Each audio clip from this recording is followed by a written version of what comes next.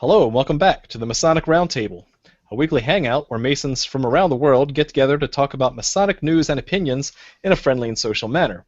The thoughts and opinions expressed here are solely the opinions of the participants and do not represent any Grand Lodge statements or positions. Make sure you keep your conversations open for the public and on the level. To interact with us, send questions and comments to our Twitter page at Mason Roundtable or on the Facebook event page. As usual, my name is John Ruark, and I am a past master of the Patriot Lodge, number 1957, in Fairfax, Virginia. And I'll hand it off to Robert for an introduction. Hey guys, Robert Johnson here, Worshipful Master of Waukegan Lodge number 78 in Waukegan, Illinois, and host of What's KMU Masonic Podcast. Excellent. Thank you, Robert. Nick? Oh, that's me. Sorry. Nick Johnson, Corinthian Lodge number 67, a past master, just one of many. And also I have a blog. Oh, you want to know what it is? MillennialFreemason.com. You're welcome. We didn't really, but that's okay. But thanks for sharing. Two L's, two N's. Juan Sepulveda. Hello everybody, Juan Sepulveda. I am a member of Orange Blossom Lodge number 80 in Kissimmee, Florida, and the host of the Winding Stairs Freemasonry podcast. Excellent. And last but not least, Jason Richards. Oh, wait, what, me? Yes. Oh, hey! Oh, yes, we're recording. Great. Hey, everybody, my name is Jason Richards. I am still the Junior Warden of Acacia Lodge number 16 in Clifton, Virginia. Good old Clifton, Virginia. We got to fix that. Alrighty. Moving into Masonic news tonight. One thing that was hot off the press is the formation of a Masonic police department. Don't we have one of those in our district? Pretty much. We love you, Haymarket. Yes, so... Nobody's listening. Yes, no one from Haymarket will listen. No. However, this did come up in the news. In Santa Clarita, California, there has been a perpetrated Masonic fraternal police department, a state agency, and a couple guys got busted for impersonating a police officer. A couple guys and a dudette. Oh. Men, one women. They're facing charges of impersonating an officer. They're facing charges of 3 counts of perjury pertaining to alleged claims over the fictitious police department, and 3 counts of impersonating an officer. Bad move. Yet not 3 counts of misrepresenting yourself as a Mason. In some states, that is a thing, right? It is. Some states. But, you know, the funniest part of the whole thing... Of course, they'd have to be co-Masons. Yes. No, the strange thing I found is, yeah, okay, it's awful that they're, 1, impersonating Masons, 2, impersonating police officers, all, bad activities. However, if you go to their website, their grammar and spelling is horrible. So that just irks me the most. I don't know why, but at least try to play the part. I don't know. They should have some sort of like Masonic lingo standards or something. If you're gonna impersonate it, do it properly. Yes. We're the What's the grammar effort? police. Yes. Grammar. Word. Moving on, just as a reminder, we've talked about it in the past. I'm not going to send the link up here, but the Masonic Restoration Foundation will have a symposium August 21st through 23rd. Go check that out if you want to register. Also, big news, we announced it last week, but we will be assisting with the Celebrating the Craft. Unofficially. Unofficially, but yet officially. Because... we just found out that a tweet that was sent out mentioning us and mentioning the Scottish Rite, that we will be pre-gaming the CTC, the Celebrating the Craft event, did get favorited by the official Scottish Rite Twitter page. So that's kind of exciting. That's a big honor there, and we'll do our best to not make you guys look bad. Well, you know what? A favorite on Twitter does not necessarily... make them condoning the activity. It does not imply endorsement, right? Yes.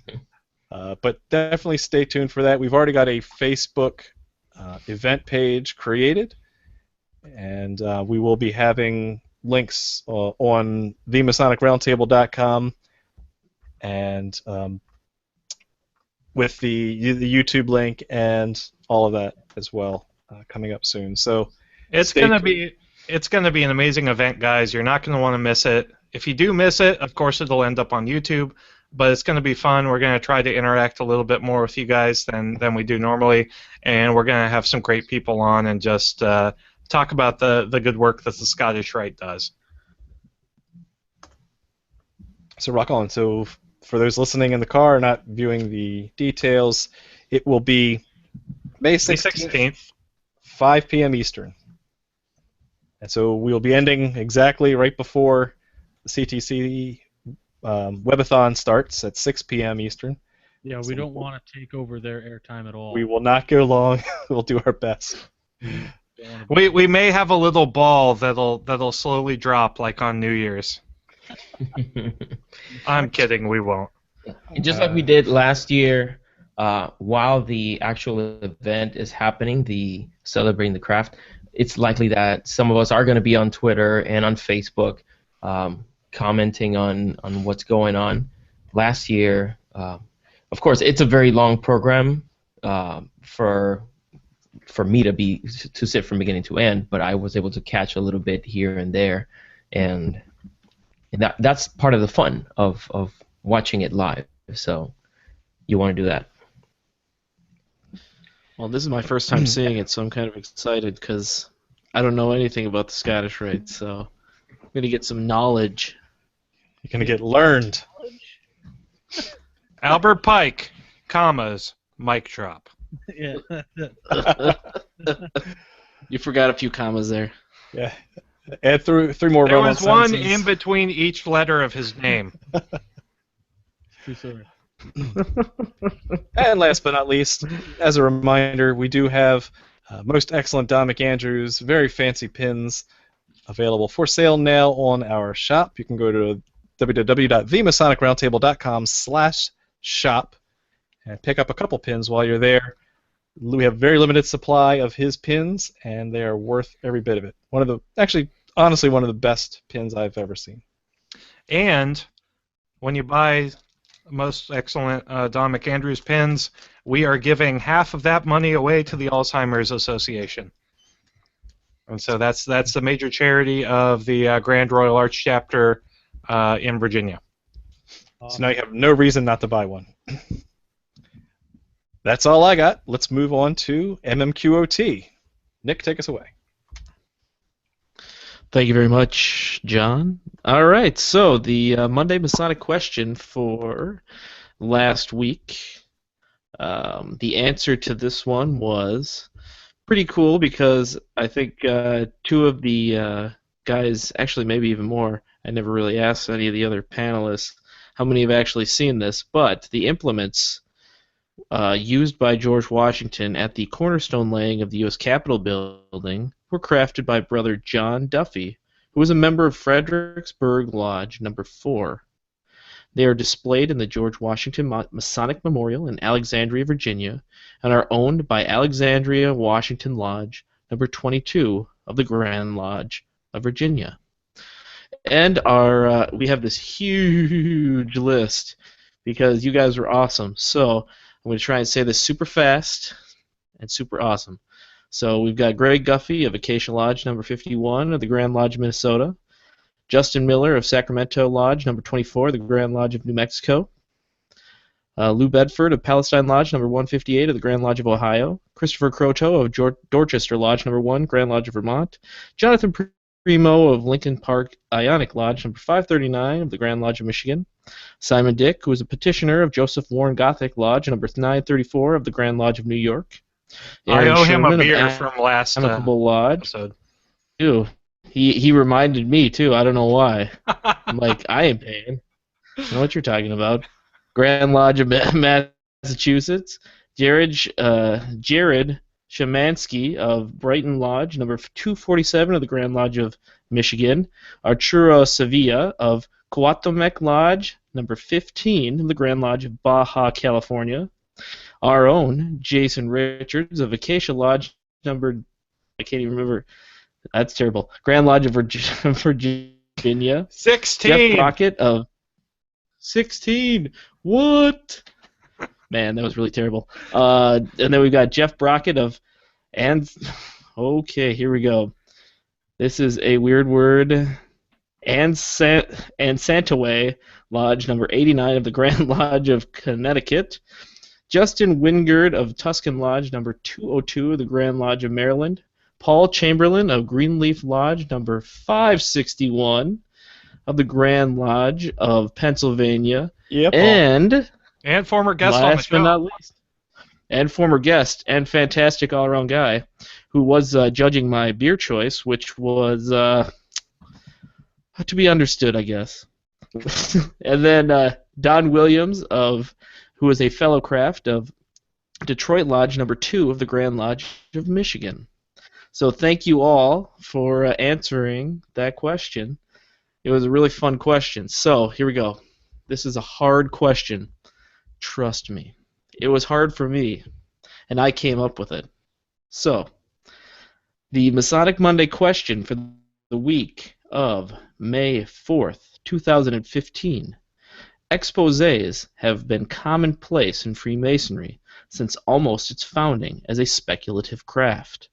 They are an interesting look into how our own ritual evolved.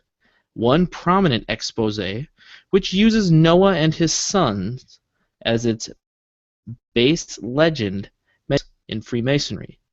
Name them. When you have the answer, Monday@gmail.com.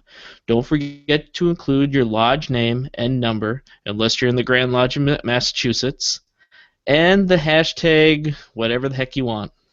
And you have to put whatever the heck you want as the hashtag. Hashtag. John, back to you. Thanks. Alrighty, let's get right to the meat and potatoes of tonight's episode, which is Masonic education, specifically the cost and benefits. Now, what are we talking about here? We've had a lot of discussion about Masonic education. Obviously, that's one thing that all the hosts of the Masonic Roundtable are fans of. But now, specifically, we want to cover, do you get what you pay for, in the sense of having additional costs set aside for higher quality education. So let me, again, start broad and ask the group, is there a correlation between set aside costs and budgeting for education, we'll just leave it broad, whatever sense that may be, and any return on your investment? Have you had any good... So they're negative, but has anyone seen any return? Not for long. I have to say, just about the only thing I've ever paid for as far as education in a lodge was I paid for my own Scottish Rite Master Craftsman program.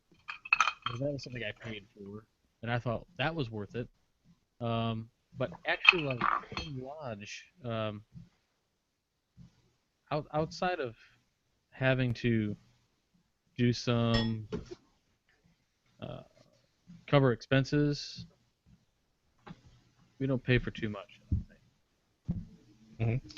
So you bring up a good point. So let's clarify that a bit. For your own personal education, I think, there's a wealth of books that you can buy and read, and it's really up to the individual to determine which path and which books and which authors they're going to attribute to. But let's kind of talk a little bit more specifically about the lodge itself. Is when you have speakers come, for example, okay, there may be different levels or different quality levels of presenters. And so let me just open it up to Nick and Juan. Have you paid for speakers in the past? Have you had any really exciting topics that required a little bit more investment than the usual? Actually, at my lodge, what we've had is we'll have authors come in, and usually we'll give them a meal, and maybe, I don't know if there was any mileage paid, I doubt it, but then, usually he comes in with a whole bunch of books, and then he just sells them there. Usually I've never really seen it the other way. I'm sure there's been times that lodges in Minnesota have paid for speakers. In fact, I know they have, but at least in my lodge, we've never actually, paid a speaker to come in. And I found the talk that we had a brother here who was a geographer. That's his literal professor of geography in one of the universities here, and he was actually discussing sacred geographic shapes. So discussing the obelisk and things like that, and it was a really interesting talk. I mean, we were all very riveted in it, but we didn't we didn't pay for it in terms of that. I mean, he brought his books. Most of us bought his book, and then he was happy, we were happy, and it made a lot of sense economically as well as socially as well. So for me, when I was at EOLA, pretty much all of the speakers that came were from other organizations, other nonprofit organizations, and they came to give more information about what their organizations were about, or to give that kind of promotion of their organization. We had appendant body members come over and speak about their respective appendant bodies with no cost. They just came on their own penny, as another brother would when visiting another lodge. But there were benefits for us because all the younger brothers that had just recently joined, they got a better idea of what each appendant body was, of what our relationship was with different organizations in the community. So there was a benefit there, not necessarily a cost. On the other hand, I've traveled, but we'll talk more about that. Sure. No, but I think you bring up a good point. That's an excellent example of where it's little cost but huge benefit ratio. So that's how I'm going to caveat this, because I like numbers, right? So I'm talking about your benefit should be greater than your cost, right? And that's a perfect example of, I think, the first category that I like to talk to, and I think we can all think of examples there. But there's the free one, the free cost of having an education program in your lodge. Usually, in my experience, that's been either through a member of that lodge presenting a paper or some topic that he's interested in, and or the lodge education officer, the district education officer, etc. Those are free. They're right there in your lodge. Don't cost you anything to procure. But what is the benefit of that?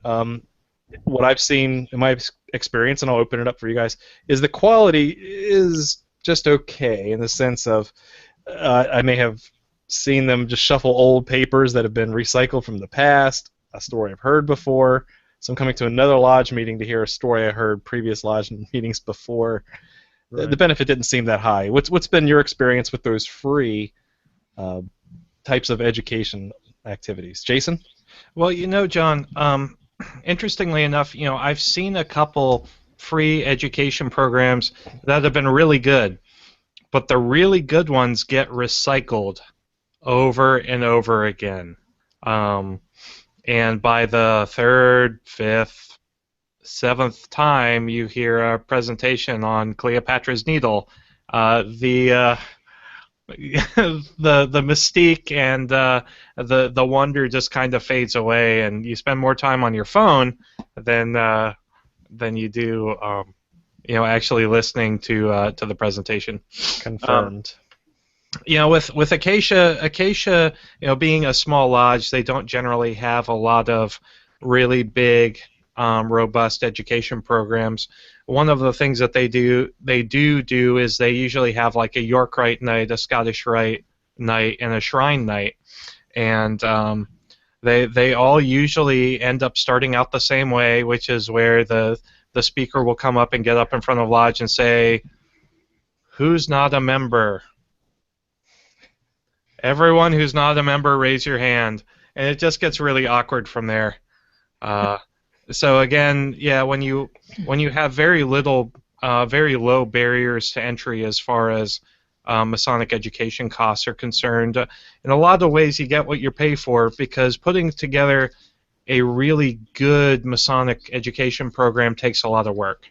And if you're just kind of doing this on the side, or you're a DEO or an LEO, there's only so much time and energy you can devote into whipping something up for each stated. Robert, how about you? Any of the free types of activities, and have you seen any outstanding, just plain old free presentations? I sure have. I've seen some pretty outstanding ones. The state of Illinois, we have, of course, lodge education officers, which are standard. We have our district education officers, and we have the Board of Education for the state. And in addition to that, we have something called the Speakers Bureau.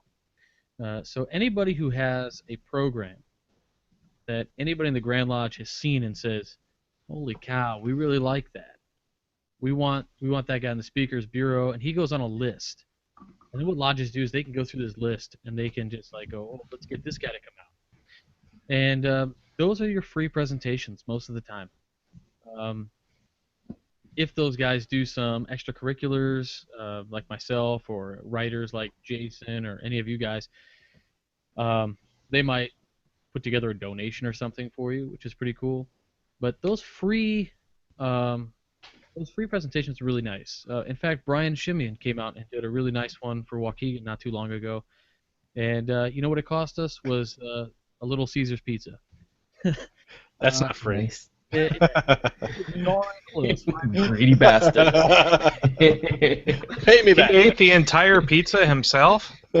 Brian, I'm ashamed of you. Brian did not eat. I can attest to that. That guy's something wrong with him. Seriously, he gave a great presentation that consisted of a talk. He had his tech down. He had his iPad with his notes on it, and he had a projector, and we had the whole deal. You know, and it was a really nice keynote. And I've seen a few different presentations like that. And I think if the person kind of does that as a side project, a writer, a Masonic writer, or they just have a zeal for the craft and they put their heart and soul into the technology and putting the images up there and getting everything ready for it, I think a free presentation of that has every aspiration to be, great. Well, conversely, it cost the guy time, right? It cost him time and effort. One could say that was a labor of love, and that's to be expected, or are we just cheap, right? We would call that the master's wage, right? You would also call that few and far between. I'm not being a jerk here. That's just the kind of the way it goes here. Mm-hmm. So that kind of dovetails into the next presentation, or the next level of presentations, which are where there's a limited amount of payment in the sense of if a brother has to travel a long way, and I know Juan's just chomping at the bit here. I'll let him tell his story, his experience.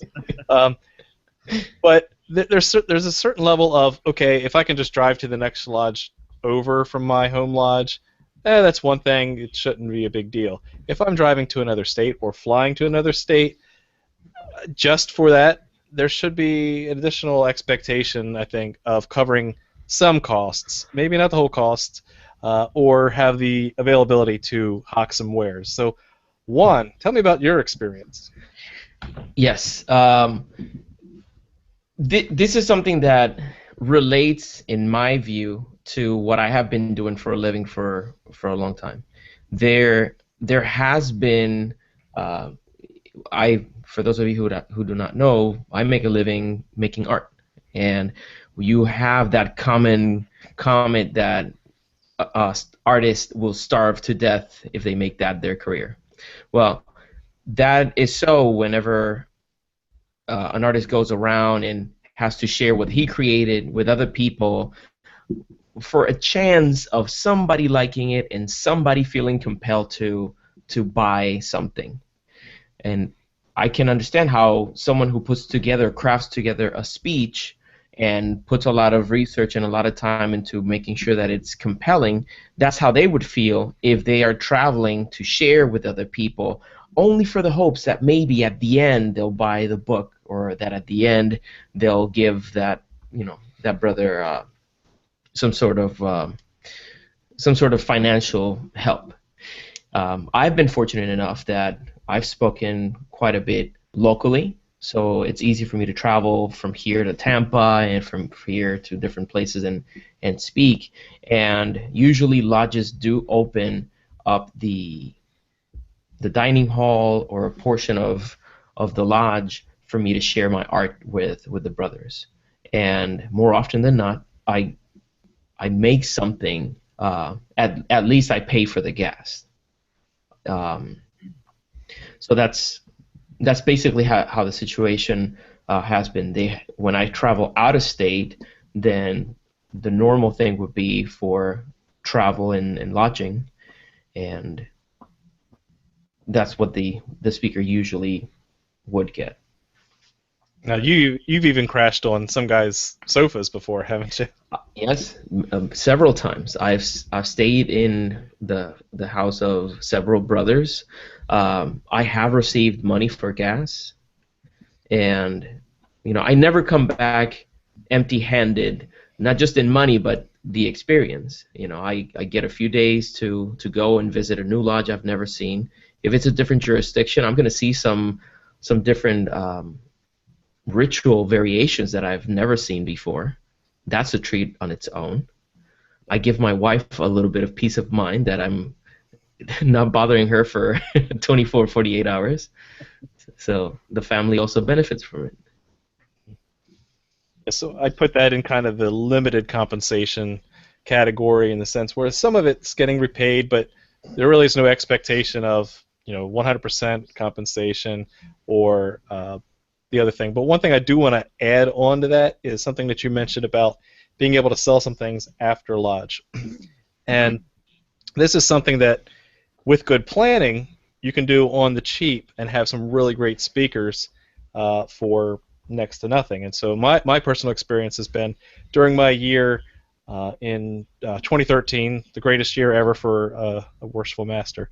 I had the guest. They're going to get so mad at you for doing this. This is awesome. I had both S. Brent Morris and Chris Hodap come to the Patriot Lodge, and got that for next to nothing. Here's how I did that, and I'm giving all my secrets away. First thing, Masonic Week was in town, so it's literally the next town over. I emailed Hodap months in advance and said something that of the like, hey, if you're going to be in town, one of the nights, can you come and speak at our lodge? And he said, this was Hodap, and he said, sure, just is it possible if I sell some books? Absolutely. Had him come. He did a free presentation, and the only thing he asked for was he could set up his table and swipe credit cards. And it was a fantastic event. We had wives, we had guests, we had Masons from neighboring districts. It was a good time. So that is something that, again, had a big name speaker, a big name Masonic celebrity in lodge for free with good planning, and he even got something out of it. He got to pay for his gas money through book sales. S. Brent Morris did the exact same thing. Fortunately, S. Brent Morris just lives in the next state over, so he had about an hour drive, but selling his books did pay for his gas money. And I think that was a worthwhile endeavor. The brethren loved it, and they get a quality education through this limited compensation model. So, any other thoughts there? I was just going to say that I've traveled, just to a few different places, and I was just like Juan, and I have to just agree with everything he said was was spot on. But I've traveled also just up the road to up in Wisconsin, basically, and a lodge up there. I usually open up and talk a little bit about the podcast and how it's listener supported. And at the end of it, I had no expectation of this at all. I just went up there on my own accord, and it's a 2-hour drive up and a 2-hour drive back. And they took a donation in lodge while I was sitting right there, and I felt so embarrassed. Yeah. It put me on the spot, but at the same time, I was overwhelmed, like how amazing it was that they did that. And That's beautiful.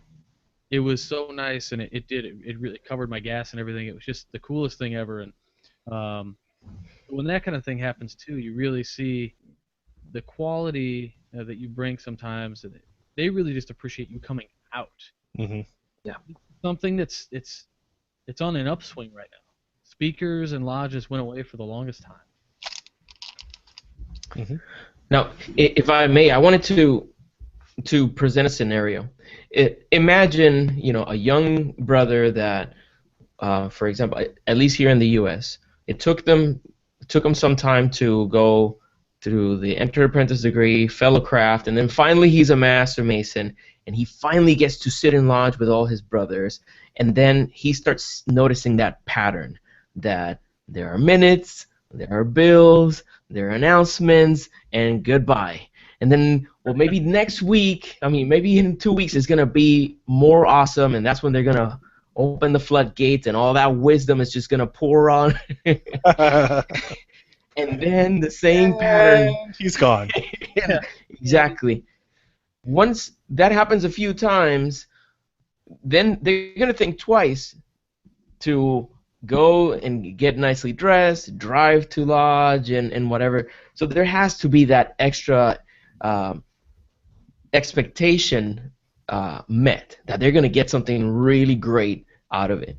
And it could be just another brother from within the lodge that has public speaking talent or has some sort of knowledge that they can share, throwing that into the mix as opposed to just reading off of a page in the digest or reading just the Grand Lodge communique, making it exciting for the brothers.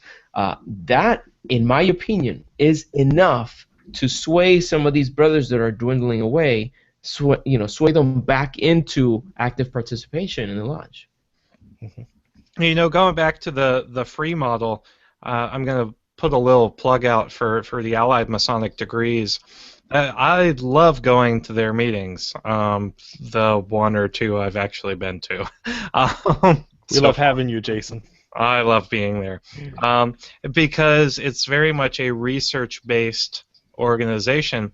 So every meeting you have a brother presenting a presumably thoroughly researched qualitative work on some aspect of Freemasonry.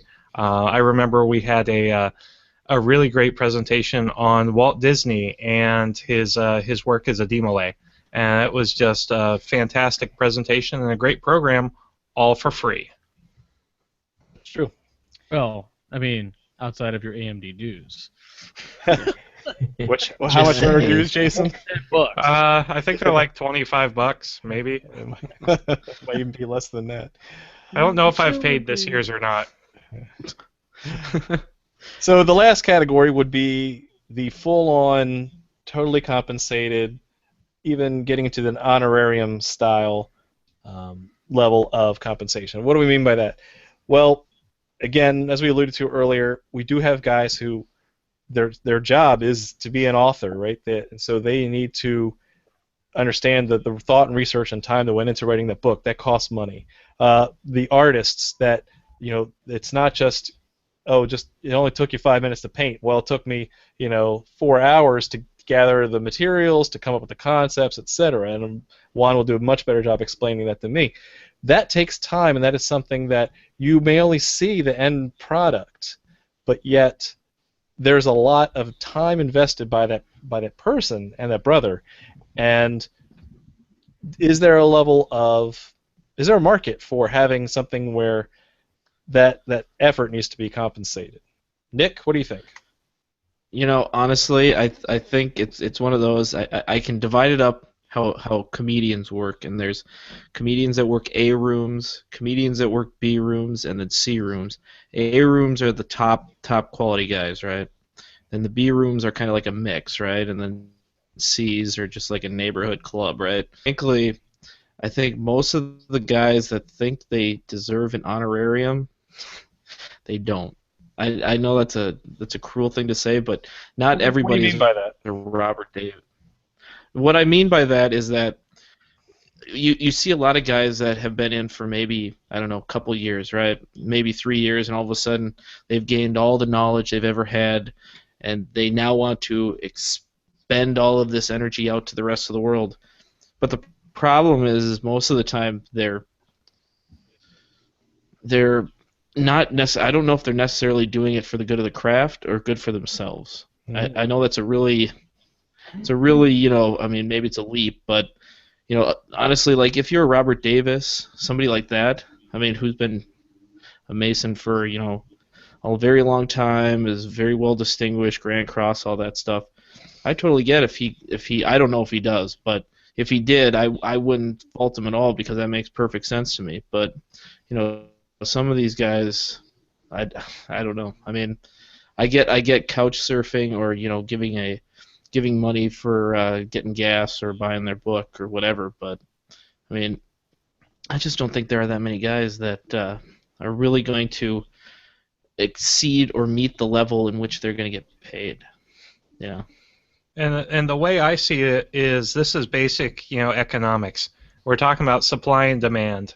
And if your barrier of entry is high and people will still pay for it, then yeah, sure, whatever. You better give them a hell of a good show. But as long as lodges are willing to pay, an exorbitant honorarium for a given speaker, then I can't really fault someone for meeting that demand for Masonic education. That goes into the one thing I was going to say is if there's a budget for it, right? That goes all the way back to our dues episode. Right. Whatever your lodge wants to do, set up your dues structure so that way you can have, I don't know, $1,000 set aside so you can pay for some good speakers. The Patriot Lodge has had speakers in industry, authors, and professors that are not Masons come in and give a presentation on Masonic ideas. And as long as it's budgeted for, that's great. I'm sure there's some traditional observance lodges that want to set aside funding, with their increased dues and their expectation of quality to do that. But Nick, you brought up a good point. Sure. Go ahead. Finish your thought, and I'll come back to the earlier one. Okay. Yeah, sorry about that. It's funny that actually I find the speakers that get paid for my Grand Lodge's annual communication, for the most part, I think they earn every penny. But at the same time, it makes perfect sense because you're pulling from this huge pot of money. So whatever they're paying them, which I'm guessing isn't as much as you might think, we get some very high quality speakers. We've had Rex Hutchins. We've had Cliff Porter. We've had some really top quality guys that have given some very interesting speeches and talks and presentations. And I've, for me, I find that happy and willing to have money expended from the Grand Lodge coffers to get, these all-stars. But like a lodge, even with, you could increase your dues to like, $350 a month or a year or whatever it is. But I just don't think I just don't know if that small of a gathering can really justify a speaker. But again, Jason's right. I mean, the market will bear what the market bears, and so if a lodge is willing to do it and they're budgeting it and they're fine with it, well, there's nothing I can say against it. It's just it's really you gotta make sure that you're not expending money on something that's just not valuable. Mm-hmm. So that leaves me to the last category, and then we'll go to social media. Which is now a cost to negative benefit ratio, where does charging for education defraud the craft? Does it actually lessen the craft in some way? I'll open it up. I think I would need an example. I'm not sure I understand the way you put that.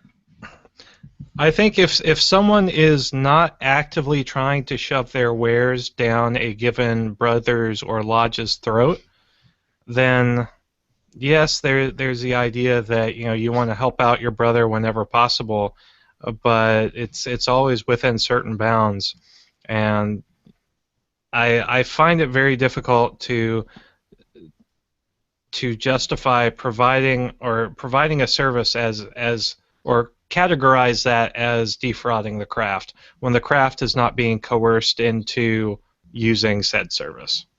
Would you consider this like an issue where perhaps somebody joins a lodge just for networking, gets there just to sell books, that kind of thing? Is that what you're kind of referring to? Just to do public speaking? Is that what you?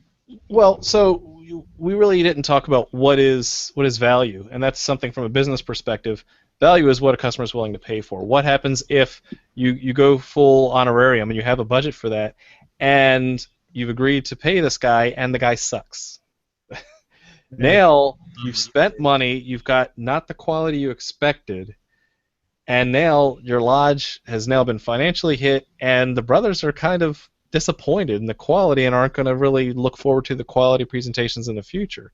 So that can have a negative impact by investing in something that you might not get a good return on. But our hope is that brethren learn, Yes. and they say, okay, well, we're not going to invite him back, and we're not going to recommend him to any other lodges. Of course, we know how this fraternity works, and everybody operates off of guilt and obligation anyway. Not everybody, But everybody. Yeah. Yeah. So, Well, and you know, Go yeah. ahead. Well, and you know, it's kind of sorry, I keep Nick and interrupting then everybody. No, It's this no, darn Nick, go internet. ahead. Okay, so anyway, Jason Mitchell, who I mean, we had him on our show a while ago for the 33rd, and he's actually really interesting in that we were kind of discussing on the sub our Freemasonry for anybody who's interested, and you know, it was kind of interesting. Somebody was, you know, kind of accusing him on there of, you know, holding in contempt these people that sell Masonic swag and things like that, and he said, no, I hold no contempt for those selling Masonic swag or current Masonic artists. Rather, I enjoy many new artists and producers coming to the holding contempt, brothers selling under their names the works of others, brothers charging for what amounts to no more than the perception of esoteric knowledge and experience. And then brothers using Masonry as a recruitment pool to increase personal and organizational profits for their non-Masonic organizations. And, you know, I got to agree with him on that one. Sometimes I feel like, you know, it's just guys that we're trying to, you know, I think, you know, I don't want to say there's mercenary motives going on, because then you're trying to peer into the mind of somebody, but I do think sometimes we have mini cults of personality of guys that are, you know, seeking, I don't know, some kind of fame within the niche market, and Right. you know, I don't know, I always have concerns when somebody's, you know, selling something Masonic There that are isn't, you know. And they are very new to the craft, and they jump all in, and all of a sudden they are the purveyors of something Masonic. Well, Yeah. there's something that, you know, I think, just like, and I have to compare it to what I really know in the art market. When the economy declined, anybody and their mother became an artist. I would go to a show, and new people after new people coming in and filling all the, you know, all the events that I used to go to, and with less talent than, I can't say less talent, but the quality of their products were definitely many steps below the majority of the rest, and their price were reflective of that, and that, in a sense, it kind of contaminated the whole environment. It made it where it kind of degrades the quality of it all. It makes it even more difficult for the people who are really passionate about their craft and who are really dedicated of creating a work of art that's worthy of the price. You make it even more difficult for them to actually sell those things and continue their career. Well, by the same token, I'm sure that if we look around, you'll see people, and you can tell the quality of what they put out. You know, putting a square and compasses on something, like Brother Ryan Flynn says, you know, just doesn't make it a good Masonic representation. You know, so Cafe coffee mug is not cool. What did yeah, you say on the coffee mug? Just square and compass on the coffee mug. Yep. you know, and you can see in many of the instances, any of the examples that I might think of who might be just pulling just for themselves, you can tell, and you know that the market to a degree pushes them to the margin. Hopefully, I hope people are wise enough to, you know, to support that which is done with the good intentions and is done with quality. Okay, Jason, what are they saying on social media regarding this topic? Well, we've got a good question from our good friend and brother Matt Botts, who says, with all the online speaking sessions and the amount of knowledge out there, why has there not been an online repository built for past readings, sessions, and articles? There has been. Yes. Boom. What's it called? It's Whence came you? yeah. Yes. MillennialFreemason.com. All of the Short Talk bulletins. No. No. But if you actually go to Worldwide Exemplification of There you go. Freemasonry, it was this project that was founded in Indiana, I believe, and it was a initiative by a Grandmaster, I don't know, 5 years ago, something like that. And if you ever go, it's on Vimeo, I think. And if you go out there, you can look it up, check it out, and there are some amazing presentations, like pretty much some of the best you'll ever see. And personally, I think that we should, I don't know, this is going to sound insane, but maybe sometimes instead of calling in a speaker, just pull the TV in and just watch the screen. I don't know. I know that's terrible. Now, I know Juan, that's you terrible. were on one, isn't that correct? Yeah, that's Full true. disclosure, we have a... I know Nick was talking about me. He was just talking about me. That's Just you. I even have it. I'll pull it up right here. Whoa. It's bookmarked. Look at that. it is. Man. No, I we had a brother come over to Pennsylvania and record all the speakers that were at the first The Masonic annual Symposium. Masonic Education Symposium by There you Brother Garth. Brother Gorley, Yeah. sorry. There you go. So he Sorry, came Sean. over on his dime with his equipment that he's paid for by himself and recorded each presentation, and he put them on Vimeo. He has his own channel, and if you go to Vimeo and you search for WW... what was it? OEM or OEFM, Worldwide Exemplification of Freemason, WEO FM. FM. There you go. Yeah, if you search for those, you can see a good collection of presentation. But also I think Matt Botts brings up a good point about the papers that have been written since 1640. Where's that one central place to find all that? It's part of the problem of not having a sovereign body. There's many sovereign bodies in Masonry, and so there's really no central repository. Well, maybe there is. I don't know. I might be able to tell you, but I might not. So I'd have to kill you. Jason, what else? So we've actually got a really good conversation going on speaker etiquette and honorariums that was started by Brother Charles Harper, but I really want to highlight something that Brother John Nagy kind of drew our attention to, which is, Masonic education goes both ways as far as etiquette is concerned. And yes, there's the idea of, Masonic speakers, charging honorariums and asking for compensation. But then again, there have been times when Masonic speakers will go to lodges for free, and the meeting will the worshipful master or one of the officers will run over their time and not leave the speaker who traveled all this way for free any time whatsoever to actually speak and impart the knowledge that he was asked to do. That would stink. That would really be a bummer. Anytime I travel, if I have to travel out of state, I do ask just to cover the travel expenses, whether I rent the car or whatever. And that would just stink so bad, especially if you were driving. Yeah. Hey, can we reschedule? Ugh. Oh. Yeah. So again, speaker etiquette goes both ways. You have to worry about making sure your barrier of entry for the lodge is not overburdensome and onerous. You have to make sure that you give them a good show, but at the same time, they need to be respectful of your time and make sure that they give you the time you need to give the brethren something worth coming back to lodge for.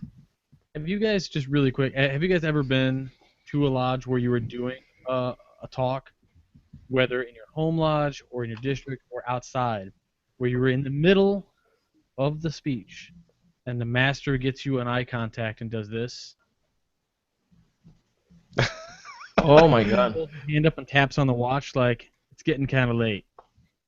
You guys ever been around that? I have not. Sounds like you have. You know what I have been in the lodge where it happened to somebody, and I thought that was kind of audacious. But You know what I do in those situations? I keep going. Oh, you would. I love it. I'm bringing the light. All right, so Next on TMR, Nick gets gavelled down. That's why I always bring my own so I can throw it back at him. yeah, but also in that same thread, Niggy brings up a good point.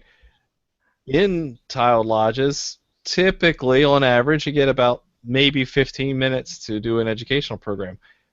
There's a lot more education out there than 15-minute bite-sized chunks, and so there probably could be an opportunity, I don't know, like a weekly podcast or video show, where you can get that education much longer than 15 minutes. And that goes to the whole author part. Yes, when an author goes to the lodge, he gets 15 minutes to share some very poignant points about some topic of Masonic education. And perhaps it's something that's related to the book, or is related to a painting, or is related to a podcast. And then the brothers now have a new outlet for them to continue searching for more light. So as opposed to having just a regular meeting where we paid some bills and we read some minutes and everybody went home. Mm-hmm. So we got time for one more, Jason. Okay, so our friend and brother from Canada, Walter Gardios, says that sometimes at his lodge they have a guest speaker present an educational piece to the lodge, and the lodge lets the public join in and hear it. So I know this is something that we try to do at Patriot Lodge. So let's talk a little bit about having open programs. I have done them several times. In fact, another one in June in Kentucky. Mm-hmm. It's a great recruitment program. I mean, we definitely have the ability to bring a friend very easily that way. Yep. In fact, the first lodge talk I ever went to was I was with Brother Charles Harper, and we went out to Flint Lodge, and they had their St. John celebration, and it was open to the public. There were several potential candidates there, and I think it went over well for them. Well, that's just the thing. There's so much that you can actually talk about without delving into the secrets of Freemasonry. Like, you know, any educational program that is worth its salt, you know, can be open without losing a great deal, unless you're going into, you know, ritualistic specifics. Like ones around a round table, perhaps? It could be. Wait, this isn't a closed broadcast? Oh my gosh. Shut it down! Shut it down! Right. But, and you know, that's actually, funny. it's interesting. Go ahead, Nick. Oh, go ahead. Oh, sorry. You were mid-thought, so I... Well, just in conclusion, that we never thought we'd make it this far. We thought it's been over a year of doing things. We thought we'd run out of topics years ago. We were doing this show when we had -10 people. People were downvoting us and hated us. Paying us not to go on air. Just like talking. And then we got a good following together, and then lost that following altogether in episode 42, and we're just now getting it back. Yeah. My All favorite episode. Now everybody who loves this is going to go back and listen to episode 42. Episode 42, that's got to be a good one. It's the meaning to life, the world, and everything. 42. Oh, man. I'm crying right now if you haven't. Enough with the emails. All right. Okay, I don't let's want start. anymore. Let's start bringing it home, gentlemen. Let's start with Juan Sepulveda. All right, this has been a very good conversation. I think we've talked about some things that are important to consider, and I invite the brothers that are listening or watching to consider the possibilities. You know, you don't have to be the master of the lodge to present an idea for your lodge. If you see any of these four handsome gentlemen that are on the other side of this screen, and you think that they can add value to your lodge's Masonic education by coming to your lodge and giving a live presentation, let them know. Let your worshipful master know that. Are you all willing? Show of hands, willing to travel to speak? Nick Absolutely. is not. Okay, good. Yes. Oh, it's the satellite delay. There you go. Yeah, we're still waiting for that one lodge that's gonna invite us all at once, because we did have the privilege of speaking together in Wilmington, Pennsylvania. 3/5. Yep. And you know what? In 2016, if all goes well, we will have the privilege of most of us speaking together again. Yeah, that would be nice. All of us. I will drive to wherever Nick is moving to and pick him up. There you go. Woohoo! But in conclusion, having a solid in a white unmarked van. oh boy, Free candy on the side. Juan, finish it off. Yes. So in conclusion, Masonic education, it doesn't have to cost you a lot for it to give you great benefit in your lodge. You could also look within your lodge. There might be brothers that really enjoy doing research and giving presentations. Put them to the task to do something like that for the lodge. They will feel appreciated and might be more involved in the lodge. I invite you all to visit thewindingstairs.com. I'm starting to publish episodes on a more regular basis, and the goal is to have a weekly episode, but we have to do some changes. So in order for me to be able to do those changes, go to freemasonryart.com, where I guarantee you that I put my heart and soul into creating some Masonic art, not for my benefit, but so that I can continue doing this. Thank you, Juan. I was out of breath listening to your last episode. All right, thank you. All right, Nick Johnson. Sure. I'm totally cool with paying a speaker. I know that I sounded all down and this isn't cool, man, and whatever. But here's the thing: make sure that you are getting the highest quality for the money that you can get. There is absolutely no reason to just settle. Make sure that you're getting quality. But out there, the lodges for pretty much a meal or nothing, usually nothing, but sometimes a meal, because Masons are not square, we're round. Thank you, John. I'm taking. You're that welcome. one. That's an old throwback. Oh man, that was awesome. But anyway, I'm totally cool with that. But it's like, make sure that you've got and also make sure that your lodge is with you on getting these speakers. A lot of masters, we're getting blah blah blah and blah blah blah and blah blah blah, and everybody will be like, well, how are we going to pay for this? And then it becomes a whole big discussion, a big fight, and then you become that master in 2016 that you're not even referenced by name. You're just like that guy from 2016 that did that thing. Never letting him get in another thing. So be smart. Consensus. It's okay to pay stuff if high quality. So anyway, you can find my blog, millennialfreemason.com. That's 2 L's, 2 N's. And by this time Monday, I will have been installed as the newest commander of Faribault Commandery number 8 in the city of Farmington, Minnesota. We're so sorry. That means I guess. I know. Tell me about it. I'm sorry for all of them. I don't know what they were thinking, but I think because I've now punched the card for all 4 of those Yorkite bodies, I think I get a meatball sub. It's right here. That's hilarious. It's an honorary degree that you have to pay for. Congratulations. Yay! So anyway, thank you guys. Thank you, Nick. Robert Johnson. Just talking a little bit about all this tonight really kind of made me reminisce about how when I first started doing talks and I would move from my lodge, I've never actually talked at my own lodge. Is that weird? That is weird. It isn't? Outside of like presenting a short talk bulletin for education, outside of that, I've never done a talk in my life.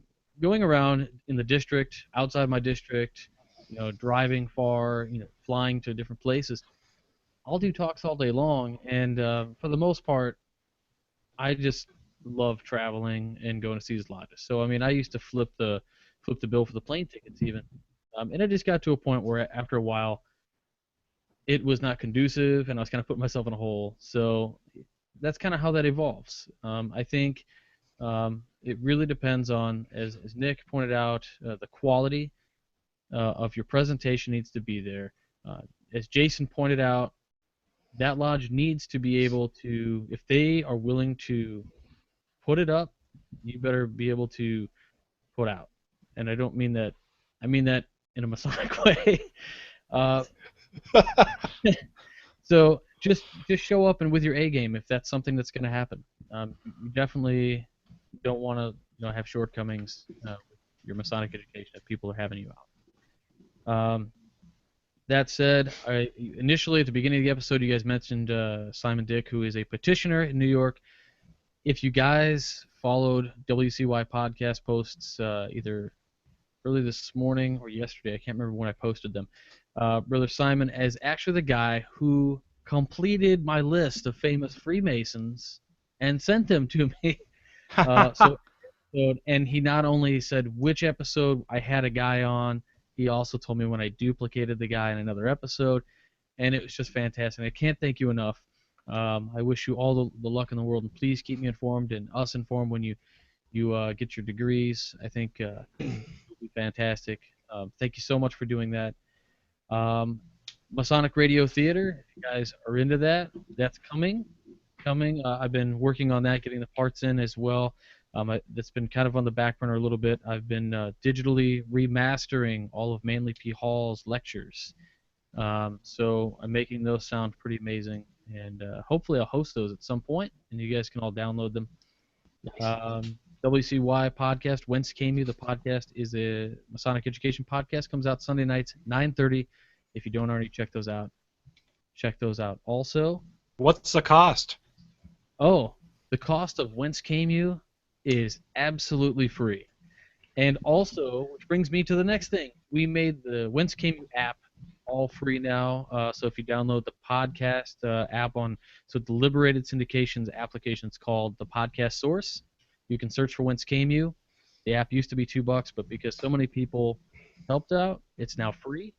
And in addition to that, we just submitted all the final artwork and everything about a week and a half ago for the this show. Masonic Roundtable's app will be in the Podcast Source also. Yay! So it's coming. It's going to be fantastic. I think you guys are going to like it. Just want to make sure I'm looking at my notes here. Didn't forget anything. Thank you to everybody who bought those new pins from the Masonic Roundtable and bought my pin and the pin that we're selling now for charity for the Alzheimer's research. Thank you. All right. Thank you, Robert. Jason. Yeah, so Masonic education. I don't personally see a problem with filling a need as long as you yourself are a brother, first and foremost. I completely agree with Nick with the idea of having people join Lodge just to advance their own personal businesses, or having non-Masons trying to make a buck off of Masons. That's where I draw the line, as far as defrauding the craft and really serving your own personal goals, as opposed to furthering enlightenment in the craft. But as far as education is concerned, if your lodge is at a place where you can help compensate a little bit, or if you want to pay for a series of programs or what have you, that's between you and your brethren, and it's your prerogative and your duty to pick wisely, so that your brethren aren't squandering their dues money on things that just isn't doing it for them. So outside of that, I don't really mind it too much. But thank you all so much for watching and coming back week after week. We really appreciate it. My name is Jason Richards, and I've got a blog It's a 2-foot ruler, masonry in plain language. I am also a regular contributor of the Midnight Freemasons. I'll have another article coming out soon, and it'll be fantastic. Yup. Nice. And semi-controversial. Never. All right. Thank you, John. Thank you. Final thoughts for me. Definitely budget for it. If you don't set aside money, you won't have it there when you need it. I am a fan of. I think there's a market for this. I think that there is an opportunity for good quality information above and beyond the last minute things. And again, I've seen the case where the only activity at Lodge was the reading of the minutes, and I've seen brothers never come back. And we can't afford for that to happen. Think about the different levels that you can afford from your lodge or from out of your pocket. You know, the free model of just giving a brother a chance to do some research and bring a paper to lodge, from the limited compensation of paying for a meal or paying for some gas money, or even the outright honorarium. I mean, look at the Masonic Restoration Foundation. They're having their symposium. You're going to pay top dollar, but you're going to get top dollar education and content and networking there. So they're all out there. Robert? No, I said, are you? Hey, we'll find out, because I'm going to try and be there. So you'll get the report Awesome. back. And as alluded to earlier, if you like this show, we're giving it away for free, but we are also listener supported. So just like freemasonryart.com, just like WCYpodcast.com, where there's wares for sale to support the shows you like, go to the MasonicRoundtable.com. Go get some nice pins that help us keep the lights on and provide content to you week after week. So that's our shameless plug. Thank you very much for watching, and keep searching for more light. Have a good night.